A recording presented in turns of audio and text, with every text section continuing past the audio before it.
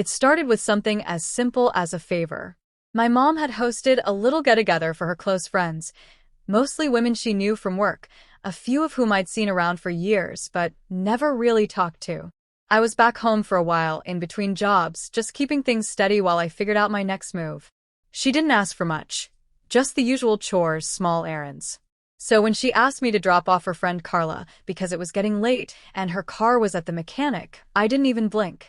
Just grabbed the keys and said, "Sure." Carla was one of those people you don't forget after you meet. Not because she was loud or dramatic. It was the opposite. She carried herself with this quiet, unshakable grace. Sharp dresser, clean-cut sentences, the kind of person who seemed to belong in a different, better life. Mid-40s maybe, but she wore time like it was tailored to her. I knew she was married. My mom had mentioned it in passing, but I'd never met the guy. She slid into the passenger seat like she'd been there before. Smooth, no hesitation. "Thanks for doing this," she said, her voice low and even, with a kind of warmth that made the air feel less cold. We started off talking about the evening, the usual polite recap, who brought what, who talked too much, who always left too early. Then it veered a bit. She asked about me, what I was doing now, how long I was staying. Not in that fake, obligatory way, but like she actually wanted to know. It caught me off guard. "I always thought you had a kind of quiet confidence," she said at one point, eyes on the road ahead. Like someone watching the world instead of scrambling to be seen in it. I didn't know how to respond. Compliments like that from someone like her felt heavier, more meaningful. We stopped at a red light. I glanced at her.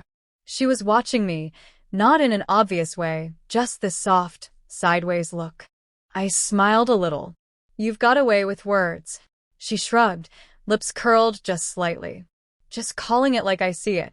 The rest of the drive passed faster than I expected.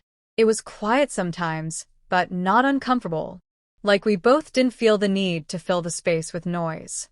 When we pulled up to her place, she hesitated for a second before unbuckling. "You want to come in for a minute? Just water or coffee? Nothing weird. It's the least I can do." I could have said no. Should've, maybe. But I was curious. Not in a reckless way, just drawn in. Sure. Inside, her place looked exactly like I imagined it would, clean but lived in. Warm lights, low music playing from somewhere. She kicked off her shoes and walked toward the kitchen. "Water? Tea?" "Water's fine." She handed me a glass, leaned against the counter, watching me drink like I was more interesting than I actually was. Then she laughed, gently. "You've grown up a lot. I still remember you as this quiet teenager skulking through the hallway whenever we visited. All shoulders and headphones." "Thanks, I think," I said, grinning. "I mean it in a good way," she said, taking a sip of her wine. "You're different now. You've got presence." That word landed strange. Presence. It wasn't something people said often. Not about me. I didn't know what I was expecting to happen. Maybe just polite small talk, some awkward silence, then the natural excuse to leave. But it didn't go that way.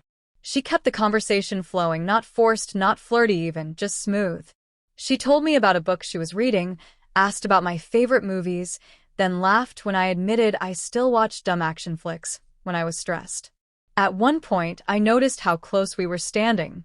Not touching. Just close. She smelled like some expensive perfume I couldn't name, but it was subtle and clean. She leaned forward to pick something off the counter, and her hair brushed against my arm. My pulse jumped. I stepped back almost without meaning to, and she noticed. Her eyes flicked up, calm, unreadable. "You okay?" she asked. "Yeah," I said. "Just didn't expect that." "What?"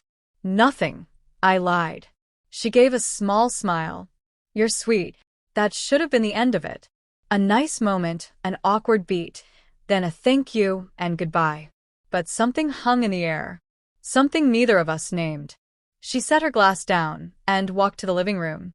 I followed. She sat down, crossed her legs, and patted the seat next to her. "Come on. You're making me feel like I've got cooties or something." I sat. She angled her body slightly toward mine. We weren't touching, not really, but it felt like we might at any moment. Her hand rested on the couch cushion between us. I couldn't stop glancing at it. She noticed. "You can relax, she said, her voice softer now. "You're not going to offend me by existing. I'm just being respectful." "I appreciate that," she said. "But let me ask you something. Would you still be this careful if I was your age?" That threw me. I don't know. She didn't say anything for a long beat. Just looked at me. "It's okay," she finally said. "You don't have to answer. I already know." It was the way she said it. Not cocky. Not teasing. Just honest. The tension was real then. Not imagined. Not subtle anymore. It hung in the room like a third person. Her hand moved. Not toward me. Just off the couch and into her lap. But the message was clear. "I should probably head out," I said. "You could. Or you could stay a few more minutes and finish telling me about that short film you made." I didn't move. I should have. I didn't. We talked for 10 more minutes, maybe 15. But the conversation barely mattered. My mind was racing the whole time. Every word felt like a coin flipping in midair. Part of me wanted to get up, say goodnight, and leave this moment behind. Another part, the louder one, wanted to see what would happen if I didn't. She finally stood up. "I won't keep you." I stood too. She walked me to the door. Not in a hurry. When I turned the knob, she said, "Thanks again. For the ride. And the company." I turned to say something, but the words caught. Her eyes met mine, and for a second, we were both just there. No words. No next move. Just still. She stepped a little closer, her face unreadable again. Her voice came out almost in a whisper. "You ever wonder if some moments are supposed to happen, even if we don't understand why?" I swallowed hard. "Yeah." She smiled barely. "Drive safe." And just like that, I was out the door, walking to my car with 1,000 thoughts hitting all at once. I didn't know what had just happened, but I knew it wasn't nothing. It never is. I didn't talk to anyone about that night. Not my mom, not my friends, no one. I convinced myself it wasn't a big deal. I dropped her off, we talked. Maybe it got a little intense, but nothing happened. Not really. I could live with that. That's what I told myself. But I couldn't stop thinking about her. The way she looked at me. The quiet confidence in her voice. The pause before I left. It wasn't a coincidence. She knew what she was doing. And I knew I wasn't just imagining it. A few days passed. I stayed busy, kept out of the house when I could. I told myself I was just being cautious, but really I was hoping to run into her again. It was stupid. I knew that. But when someone pulls you in like that, logic doesn't always win. Then she texted. It was short. Just, "Hey, I hope you're doing well. Wanted to say thanks again for the other night. It meant more than you know." I stared at it for a long time before replying. I didn't want to come off eager, but I also didn't want to leave it hanging.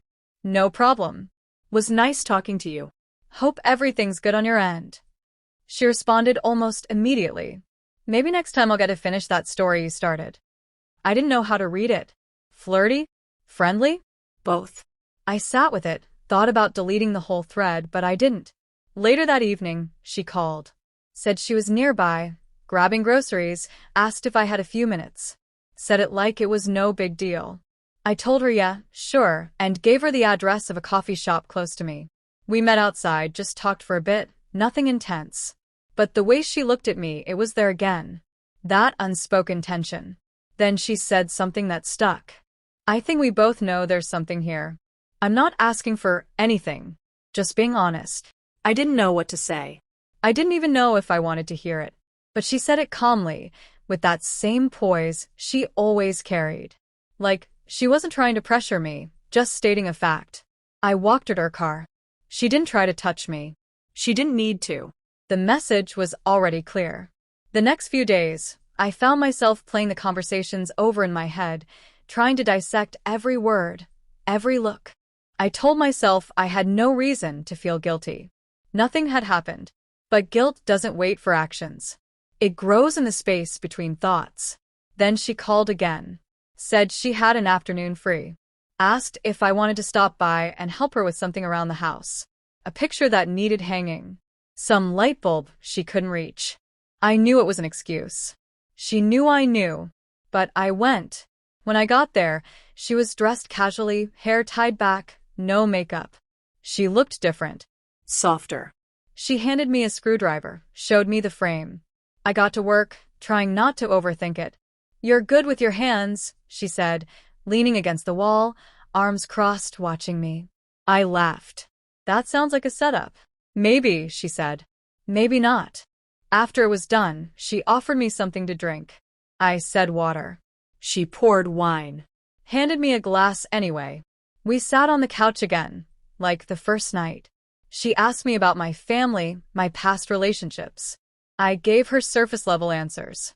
She nodded, sipping slowly, taking in every word. Then she opened up. "My husband and I haven't really been married in any real sense for years," she said. "We share a house, but that's about it. I think he's been seeing someone. Maybe more than one. I stopped asking questions a long time ago." I didn't say anything. "You know what's funny?" she continued. "When people talk about cheating, they always think it starts with sex. But it doesn't. It starts with silence. The kind that stretches between two people who stopped seeing each other a long time ago." I looked at her, trying to find the right words. "Why are you telling me this?" "Because you're not just some kid anymore. And I don't like pretending." There was no kiss that day. No dramatic moment. Just something in her tone that felt like permission. From that point on, we started seeing each other more. Sometimes she'd text late at night, saying she couldn't sleep. Sometimes I'd find myself driving past her street for no reason. Every time we met, the line blurred a little more. One day she held my hand. Another day she kissed me on the cheek, just slightly longer than normal. And then it happened. There was no big lead-up. No candlelight. No pretense. We were at her house. It was raining. She handed me a towel to dry off. I turned around, and she kissed me, soft at first, then with urgency. I didn't pull away. The moment it started, everything else stopped. No thinking. No hesitation. Just months of tension snapping all at once. Afterward, we sat in silence. She leaned against me, her breathing calm. I couldn't read her expression. I couldn't read my own feelings either. "You okay?" she asked. "Yeah," I said. "Are you?" She nodded. "I don't regret it." Do you? I didn't answer. That night, I barely slept. I kept going over it again and again in my head. What it meant, what it didn't, whether it was real or just an escape for both of us. She didn't text the next morning. I didn't either. But it didn't stop. We saw each other again. And again. Always behind closed doors. Always with some justification. She'd cook. I'd bring wine. Sometimes we'd talk for hours before anything happened. Other times it was wordless from the start. It wasn't just about sex. It was about being seen. She looked at me like I mattered. Like I wasn't just a placeholder in someone else's story. And I looked at her like she wasn't trapped. Like she still had choices. One night, lying next to me, she said, "Do you ever feel like your whole life could have gone differently if just one thing changed?" I said yeah all the time. She turned to me. Maybe this is my one thing. I didn't know what to say. I wanted to believe it. But deep down, I felt something else. A warning. A clock ticking. Sometimes she'd go quiet in the middle of a sentence. Look away. I'd ask if something was wrong. She'd shake her head. But her eyes said otherwise. I started noticing little things. A shift in her mood. A pause before answering her phone. One night, while we were lying in bed, she got a call. She let it ring. I asked who it was. She said, "No one." But I saw the name. It wasn't her husband. That was the first time I realized I wasn't the only secret she was keeping. I didn't ask. I didn't want to know. I told myself it didn't matter. But the seed was planted. She kept me close with half-truths. She said just enough to make me stay, but never enough to give me the full picture. And I let her, because I liked how I felt when I was with her. I liked being needed, desired, chosen, even if it was only temporary. But somewhere inside me, I knew I wasn't saving her from anything.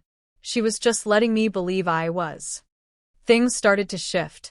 Not all at once, but gradually, like a slow leak you don't notice until the floor is soaked. Carla was still warm, still attentive, but something behind her eyes had changed. She didn't laugh as easily.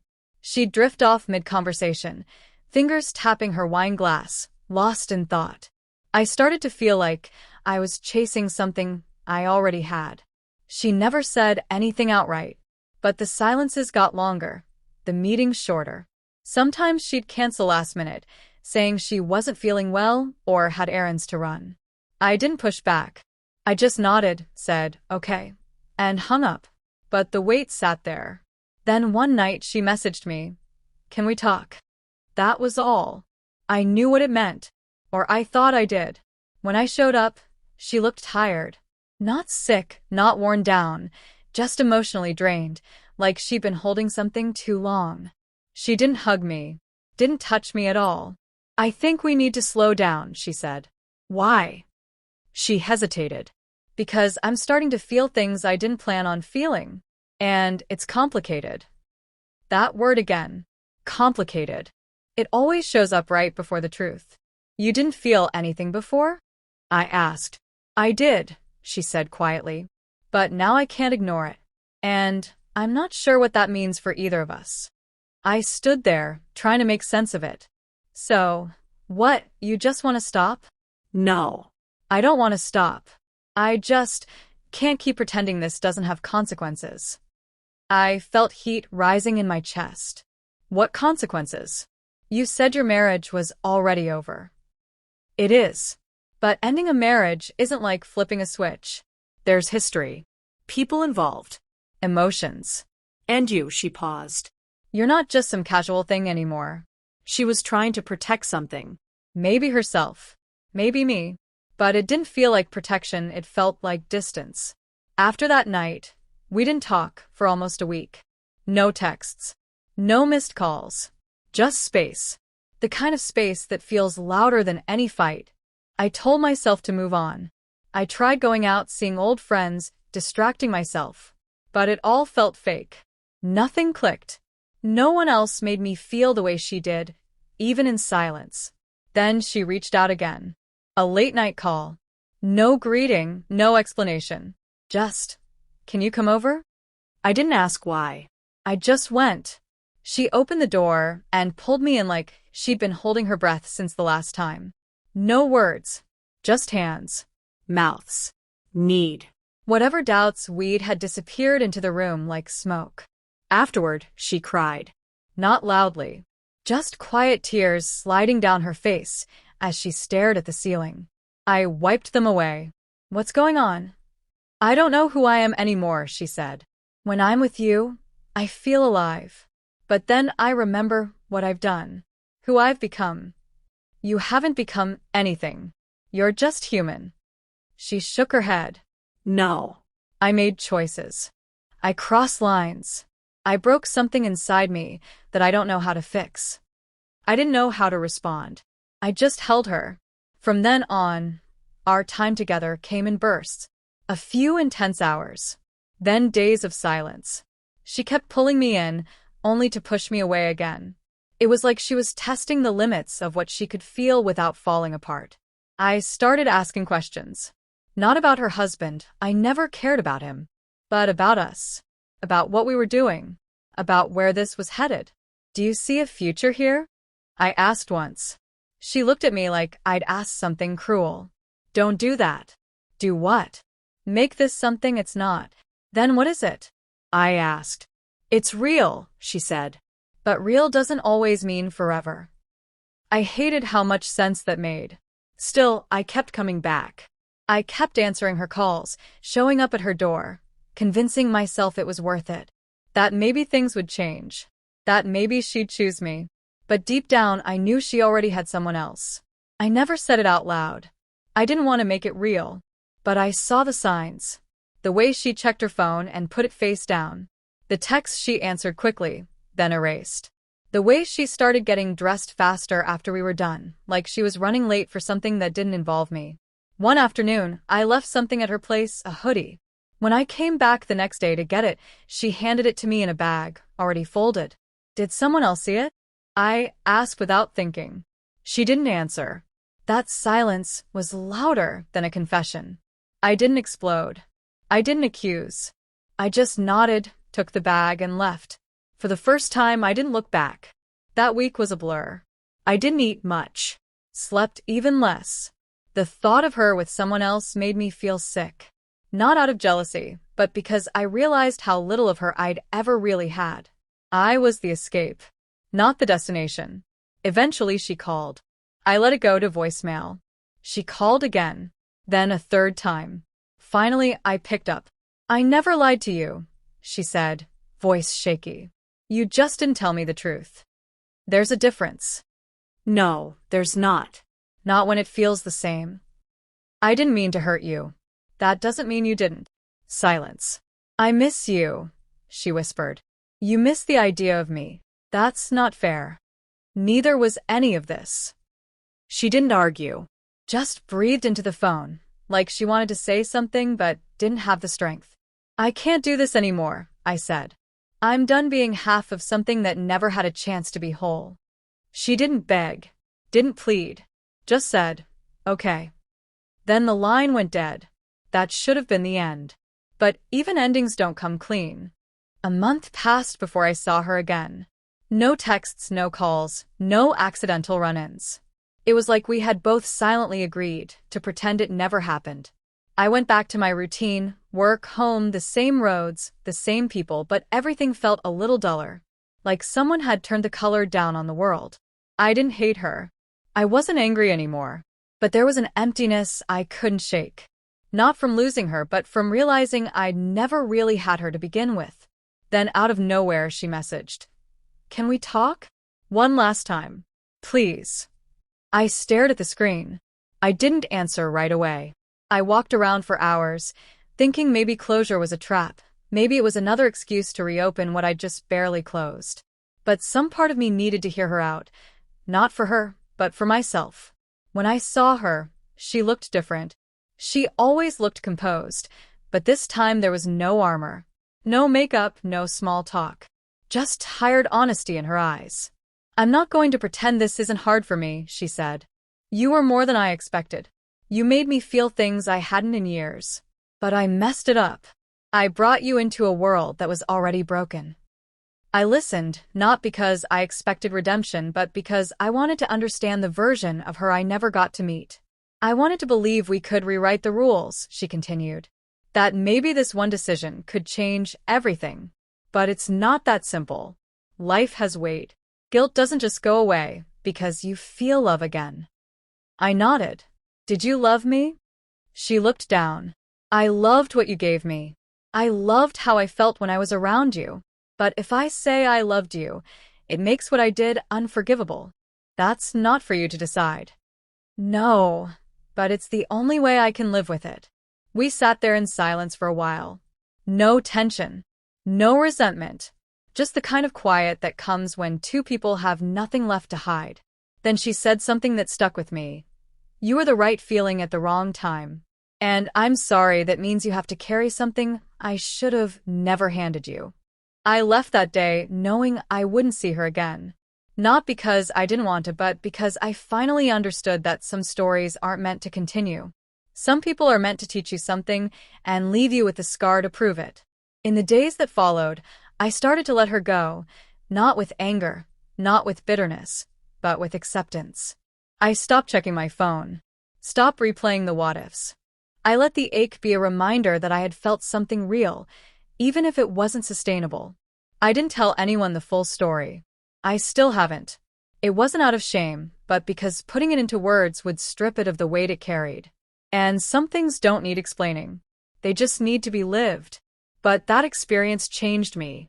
I started looking at people differently. Relationships, conversations, even silence. Everything felt louder now. I saw how easy it was to blur the lines, how quickly a connection could turn into a secret. How infidelity isn't always a physical act. It starts in the places you think are harmless.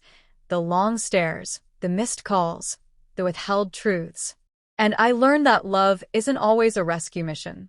Sometimes it's a mirror that shows you what you need, even if you're not ready to admit it. Carla didn't save me, and I didn't save her. We were just two people trying to escape our own loneliness, and for a moment, we thought we found the answer in each other. But it was never about us. It was about what we were running from. Months later, I saw her again. In passing. She was with someone new, not her husband. She didn't see me. Or maybe she did, and just chose not to react. I felt nothing. Not relief, not regret. Just a strange kind of closure that came without words. She looked happy. Or at least at peace. And that was enough for me. I don't hold on to her memory like a wound anymore. I remember the laughter, the way she used to brush her hair behind her ear when she was nervous, the way she'd talk about old music like it still lived in her. I remember the good because the pain has already done its part. I've moved on. Not in the way people say when they're trying to convince themselves, but genuinely. I've let that version of me die, the one who waited, who believed love had to hurt to mean something. The one who mistook attention for affection, secrecy for intimacy. Now, when I meet someone new, I listen more. I don't rush in. I don't assume chemistry means compatibility. And most importantly, I don't lie to myself about what I need. If there's one thing I took from all of this, it's that love without honesty is just distraction. And that no matter how strong the pull, if you have to hide it, it's not love. It's longing. Carla will always be a chapter in my life. One I don't revisit often, but one I'll never forget. Because sometimes the people who break you are the same ones who show you what you deserve. And for that, I don't regret it. But I'll never go back.